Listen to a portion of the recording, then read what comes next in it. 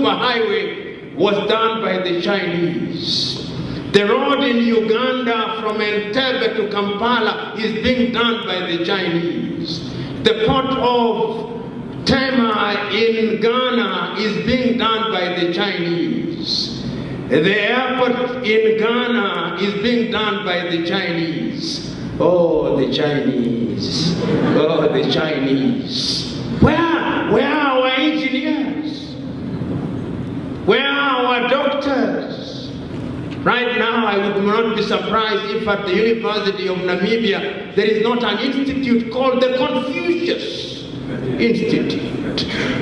There are Confucius Institute at the University of Nairobi, at the University of Dar es Salaam. The Chinese know what they want. And throughout the ages, those who know what they want get what they want if they work at it. The question is, do we know what we want? How can we possibly know what we want if we don't even know in the first place? And once again, I'm saying that the leadership is at the very heart of it. You know, African countries have many ethnicities. Here in Namibia, you don't have the problem in that major sense. In my country, in Kenya, we have it, but we have succeeded in managing it. In Tanzania, 120 ethnicities, but Mwalimu Julius Nyerere was very clear that if you want things to divide you, you'll always get them. Therefore, we must look for things that unite us. And I'm submitting to us that Africa will only realize the potential if we who are assembled here, particularly those of us who have gone to school. You know, it used to be said that we should think out of the box. I'm submitting to us the time has come that we must think without the box. We must throw away the box and begin thinking, because we do not know who brought this box. That we are being told to think outside of. It used to be said that we must heat the iron while it is hot. I'm saying no, we should heat the iron so that it becomes hot. In other words, I'm saying we must begin to do things differently. We must begin to do things that will liberate us. In agriculture, what are we doing in agriculture in Africa? Who makes your seeds, Syngenta and Monsanto? Who supplies you with water? Coca-Cola. Who supplies you with chicken? They get chicken here in Namibia, and then they call them Kentucky Fried Chicken. Why they are not called Windhoek Fried Chicken, I've never understood. We must begin to feed our people, and Africa can feed herself. You talk about unemployment. Why can't we employ our young men and women in the agricultural sector? The South Africans are doing it in the wine areas. Why can't we do it? If the Israelis are engaged in dry land agriculture, I'm told that Sam Nujoma, when he was in the bush and even when he became the president, dreamed of a Namib and Kalahari desert that would be green. Are those dreams not valid? Is it not possible to convert the Kalahari desert into a green environment? Is it not possible to produce food that can feed SADC? Why must we limit our thinking? Those of you who are leaders here, those in parliament, sometimes I'm beginning to debate and to ask myself, this thing that we call parliaments, with due respect to those who are parliamentarians, can we not re-examine them so that we stop wearing wigs in them, so that they begin to respond to our realities? In other words, we can forget the form and look at the substance. Is it possible to do things in a different way so that we achieve things in a manner that we understand? Because Alexander Pope once said, a little modernity is a dangerous thing. Drink deep the western spring or taste not. Is it possible that these governance structures that we have do not respond to our needs? We are told that there is something called democracy. Who defines it? Who is this who has the monopoly of wisdom, whom God sent without our knowledge, to tell us that the democracy must have certain ingredients which are defined for us in Europe and America? Can't we define them in Windhoek? Can't we define them in Pretoria? Can't we define them in Maputo so that we have something with an African flavor? Can we not? In other words, time has come that we must make our universities the seats of thought. The minerals that we have, can we not add value?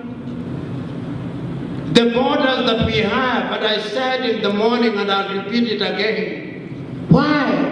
When I want to come to Namibia, must I ask, do I need a visa? Why? Why do I need a visa?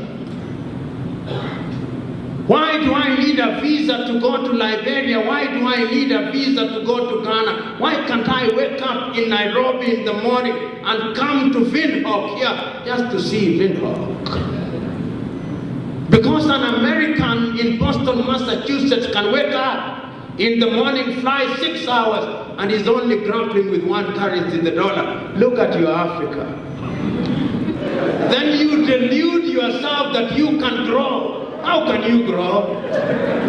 When you have a population of 1.2 billion people and none of our currencies is called hard currency. Not one.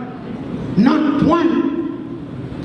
I have Kenya shillings in my briefcase. Until I am back in Nairobi, it is useless.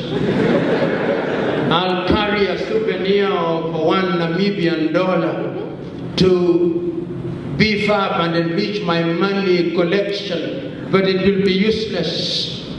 Can we not think of having a currency that has validity initially across the SADC, and one across East African Community, and one across Central Africa, and one across ECOWAS, and another one in the Maghreb, so that in 2050 or 2063, we have one currency called the Afro?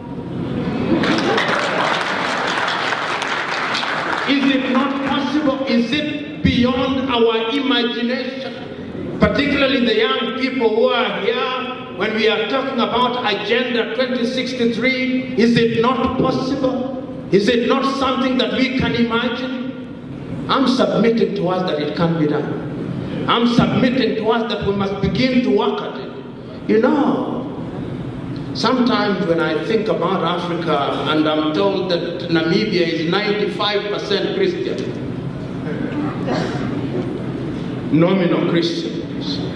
People go to church on a Monday as a social duty, on a Sunday and Saturday, but perhaps no conviction. But I sometimes suspect that we get the Bible very wrong. When Christ is saying that today has enough problems, do not think about tomorrow, he's not telling you to stop thinking. He's simply saying, prepare for tomorrow so that for today, tomorrow. In other words, he's saying, if you prepare for today, tomorrow will take care of itself. But this idea that Kenyan religious philosopher called Mbiti says that Africans are notoriously religious. And you see it even in schools. We must all be prayerful. I'm all for prayers as a practicing Christian. But this assumption in every sector of our life, that when you are a student, you don't read at all. And then 1 week to the examination, your entire family is involved in prayer and fasting. You will never pass the examination. This idea that when we have economic problems, then we pray and fast. It will never happen. Even when you look at the Bible, the dream by Joseph is that you store during times of plenty. It is in the Bible before the birth of Christ. So even if you give the African problem a spiritual dimension, we still don't get it right. And I'll continue on that trajectory to take you to the book of Matthew, about this man who goes away and gives one person 5 talents, and another one 2 talents, and another one 1 talent, and he goes back and comes back and he finds the one with 5 talents saying, oh, I've made 5 more, good worker, and another one 2 talents, good worker, and to the one that was given talent I say, I know you. You are in the business of gathering where you did not spread. And he tells him, why did you not take it to the bank? If you allow me, sometimes I suspect that the one with 1 talent was us, the Africans. Because uranium is under our earth. Natural gas is under our earth. Gold is under our earth. And the Bible is still right. And to those who do not have, even the little that they have, will be taken and it will be given to those who have. Now you see, your uranium is being given to the Chinese. It's being given to the Malaysians. Your gas is being